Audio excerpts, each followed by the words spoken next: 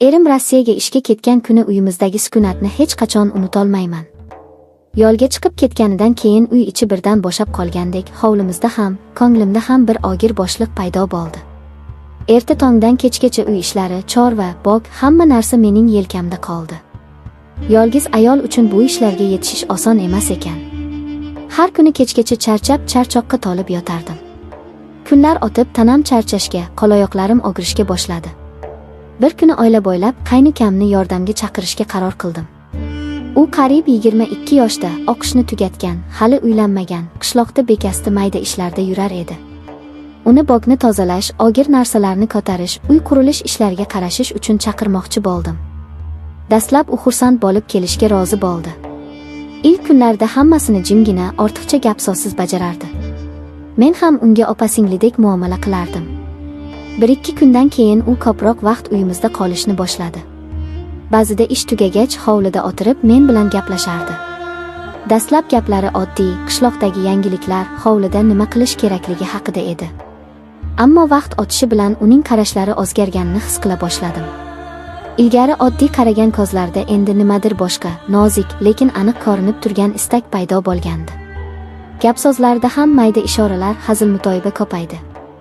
İlk bor tushungan kunimda yuragim qo'rquv bilan silkinib ketdi. Bir kuni kechqurun hovlida gilam ustida kiyim tikib o'tirgan edim. U eshik tomondan kirib keldi-da, qo'lidagi asboblarni qo'ydi. Qo'limdagi ishga qarab, "Opa, sizga yordamchi yigit emas, himoyachi erkak kerak bo'lib qolibdi", deb kulib qo'ydi. Uning ko'zlarida shohlikdan ko'ra boshqacha, xira, lekin aniq bo'lgan xohish yotardi. Shu lahzada yuragim tez ura boshladi. Men o'sha zamon o'zimni qo'lga oldim.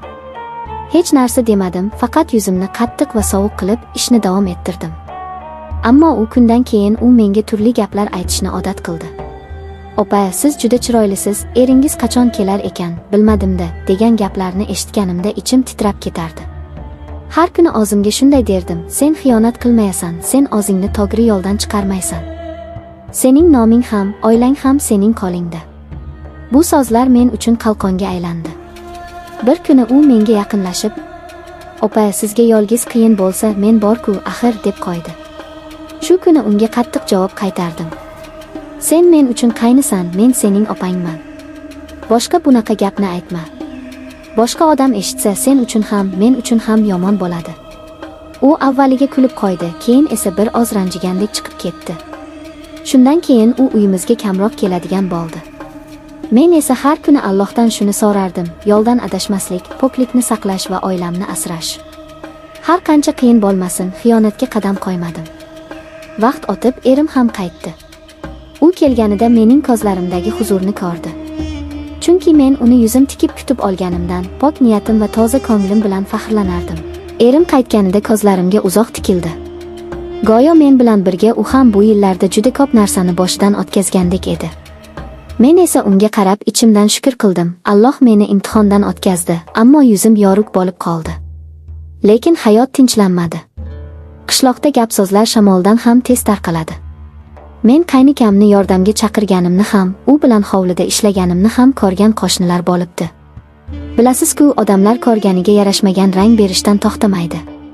Bir kuni kechqurun hovliga suv quyayotganimda yon qo'shni kampir kirib keldi. Gapni aylantirib, "Qayniyang yosh, sen yosh, ering uzoqda, ehtiyot bo'lgin, qizim", dedi. Men uning yuziga qaradim. U ehtimol meni ogohlantirishni xohlagandir, lekin men bunday gapni eshitganimda yuragim muzlab ketdi. Chunki bu nafaqat meni, balki oilamni ham tilga olish degani edi. Shundan so'ng men o'zimni yanada ehtiyot qildim. Qaynukam keladigan bo'lsa, ishlar tugagach darhol uyga jo'natdim. Biror bahona topib ortiqcha gaplashmadim. U avvaliga tushunmadi. "Opa, nima bo'ldi? Menga sovuq qarayapsiz", derdi. Men esa jilmayib, "Hech narsa bo'lgani yo'q, faqat ishlari ko'p bo'lib ketdi", deb javob berardim. Ammo ichimda bir narsani yaxshi bilardim. Ayol kishi bir daqiqaga bo'shashsa, shayton imkonni boy bermaydi. Men esa bo'shashmoqchi emasdim.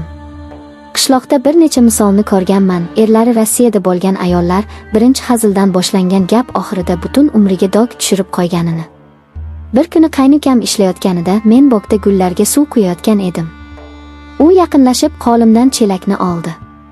Qulogimga yaqin kelib, "Opa, sizning ko'zlaringiz juda chiroyli, qarashdan toymayman", dedi. Men esa chelakni qaytarib olib, "Qayni, bunday gapni boshqa aytma, bo'lmasa sen bilan bir hovlida ishlash ham to'xtaydi", dedim qat'iy ohangda. Shu gapdan so'ng u menga uzoq qaradi, lekin indamadi. Biroq ko'zlarida gam ham, hafsalasizlik ham bor edi. Men esa ichimdan og'ir nafas oldim, bu ham sinov edi. Kunlar o'tdi, erimga yozgan xatlarimda ham, telefon orqali gaplashganimizda ham hech qachon bu voqeani aytmadim. Chunki men bilar edim, erkaklar bunday gapni eshitsa, ishonch qaytishi qiyin bo'ladi. Yaxshisi, bu yukni o'zim ko'tarardim. Qishloqda esa gaplar sekin-asta so'ndi. Yoki men ularni eshitmaslikka o'rgandimmi, bilmayman. Men o'zimga shunday qoidani qo'ydim: ayolning sha'ni uning eng katta boyligi. Agar uni yo'qotsang, na pul, na boylik, na uy seni to'g'ri yo'lga qaytara oladi.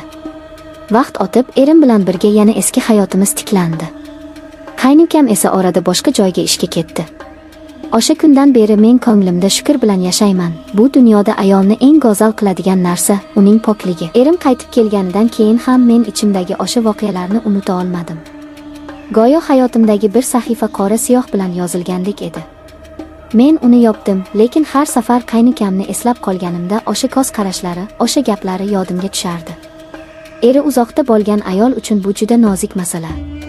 Odamlar tashqaridan qaraganda bilmaydi, lekin uy ichida yolg'izlik ham, og'ir mehnat ham, turli vasvasalar ham bo'ladi.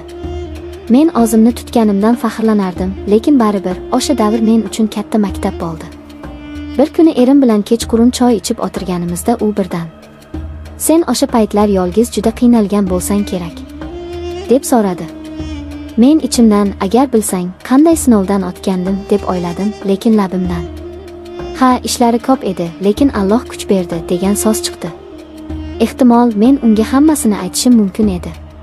Lekin bilardim, erkak kishi ayolini boshqa bir erkak og'zida eshitgan bo'lsa, u gap haqiqat bo'lmasa ham yuragida qoldiradi. Men esa oilamizda shubha urugini ekishni xohlamadim. Vaqt o'tdi. Qaynukam uzoqroq joyda ishlashga ketdi. Ba'zida bayramlarda, katta yig'inlarda ko'rishib qolardik. U menga oddiy qarashga o'rgandi, go'yo o'sha voqealar bo'lmagandek edi. Men ham unga hurmat bilan masofani saqlagan holda gapirardim. Lekin qishloqda gap-so'zlar butunlay to'xtamadi. Ba'zan eshitib qolardim, eri ketganida qayni yordam bergan ekan, u gapni boshqacha ohangda aytishardi. Men ichimdan jilmayardim, sizlar bilmagan narsani men bilaman, men o'zimni saqladim. Oradan 2 yil o'tgach, qaynukam uylanishga qaror qildi. To'yida men ham kelin tomonga kirib bordim. U mening yonimdan o'tayotib sekin ovozda: "Opa, o'sha paytlar uchun uzr", dedi. Men unga jilmayib qaradim. "Yodingda tut, ayolning sha'ni uning hayoti. Boshqa ayolga ham hech qachon bunday qaramagin", dedim. U boshini egdi. Shu voqealardan keyin men bir narsani tushundim, inson hayotida vasvasa ko'p bo'ladi. Faqat har kim ham u bilan kurasha olmaydi. Men esa kurashdim. Balki bu mening eng katta galabamdir. Yillar o'tib bolalarim ulgaydi. Ular onasining yuzida hech qachon sharmandalik izini ko'rmadi. Chunki men bilar edim, ayolning eng katta merosi farzandlarga qoldiradigan pok nomi.